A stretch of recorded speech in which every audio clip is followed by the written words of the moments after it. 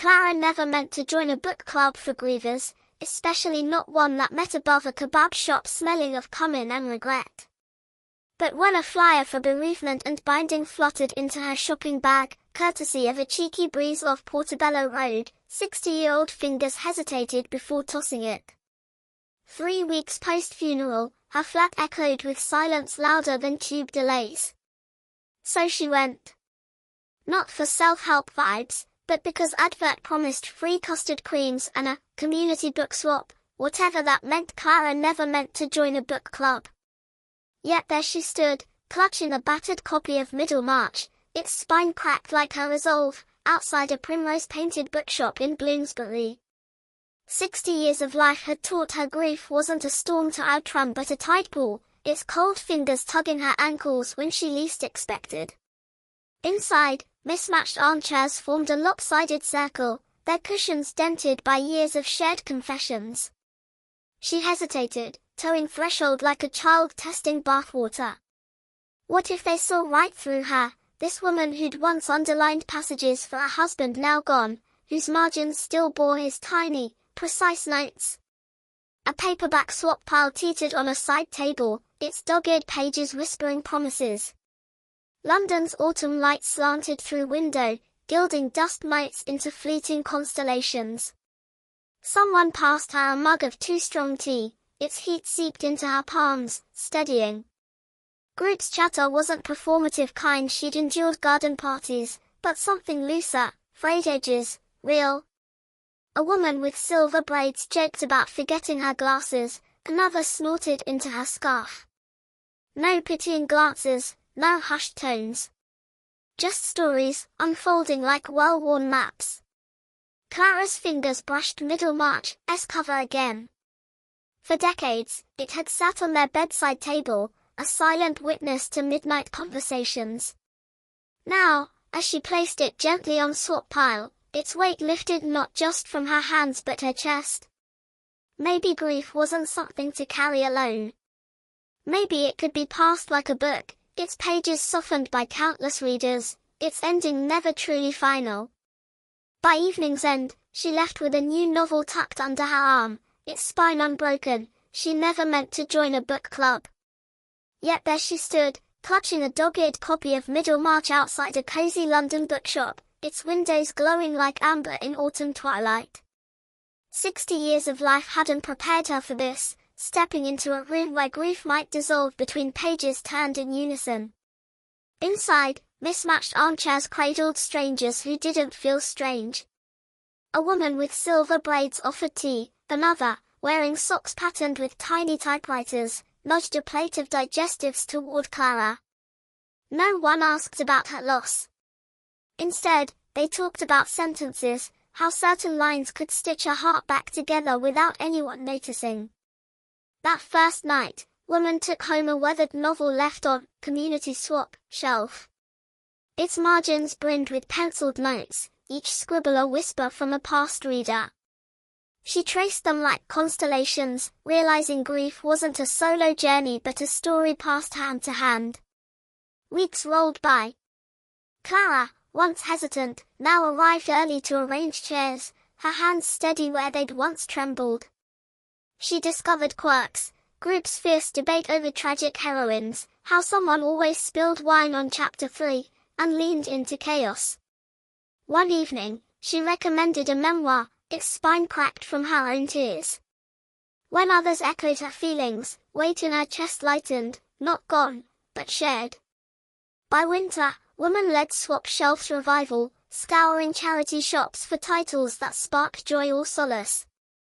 She tucked them between classics, each a silent invitation. Regulars brought friends, strangers became regulars. Bookshop owner, a wry man with a penchant for quoting Austen, winked as attendance doubled.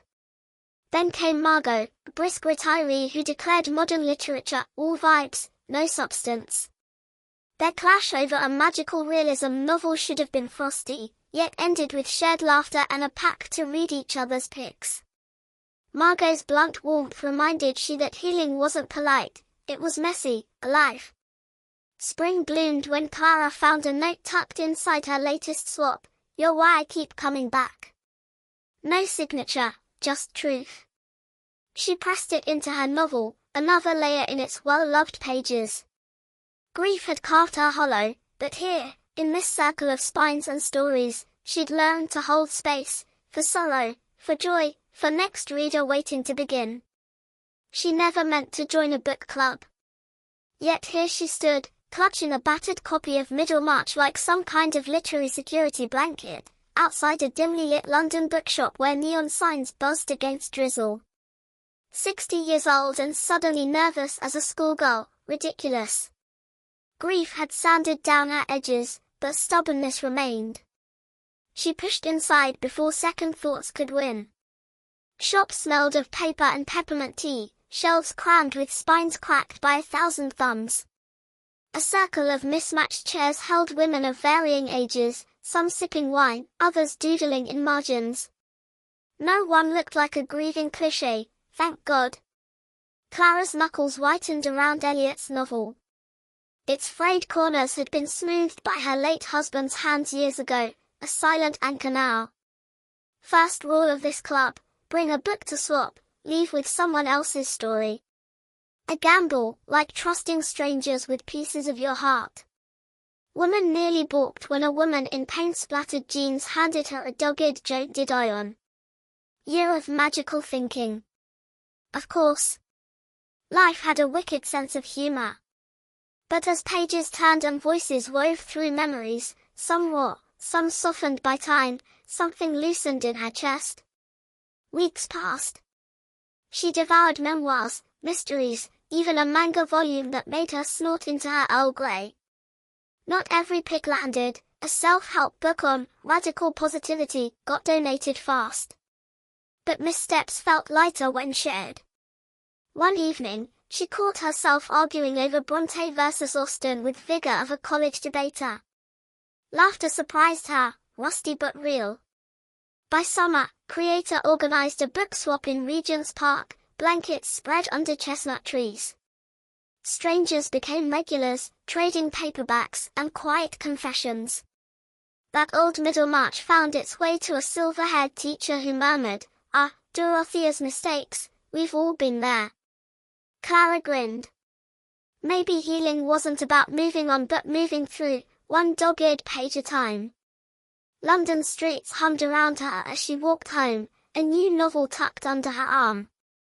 Grief hadn't vanished, but it had company now. And that, she decided, was a story worth reading. She never meant to join a book club, but grief had a way of rewriting plans. 60 years old and stubborn as a dogged page, she'd spent months cocooned in silence after losing James, until one rainy afternoon, she stumbled into a community book swap. Not for company, just to offload his old novels. But vibes in that cramped shop had other ideas. A tattered copy of Middlemarch sat on swap table, spine cracked like her own. Without thinking, she grabbed it.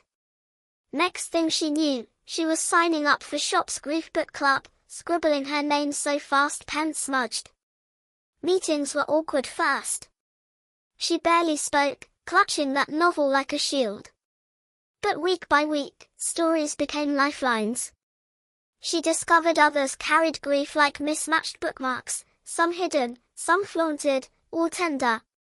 Then came shop's annual exhibit, where members showcased meaningful reads. Most displayed pristine bestsellers. Clara. She slapped James's battered Middlemarch on podium, its margins crammed with his handwritten rants about Victorian hypocrisy. A hush fell. Someone in back, a sharp-eyed woman who'd scoffed sentimental nonsense during meetings, leaned forward. Clara's palms sweat, but she flipped open to a random page and read James's scribble. Clara would have called this guy a pompous windbag. She's always right, crowd erupted. Laughter, sniffles, a few amen-s.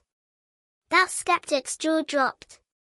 Someone snapped a photo, Clara, grinning like a mischief maker, book held high, and by evening, it had gone viral locally.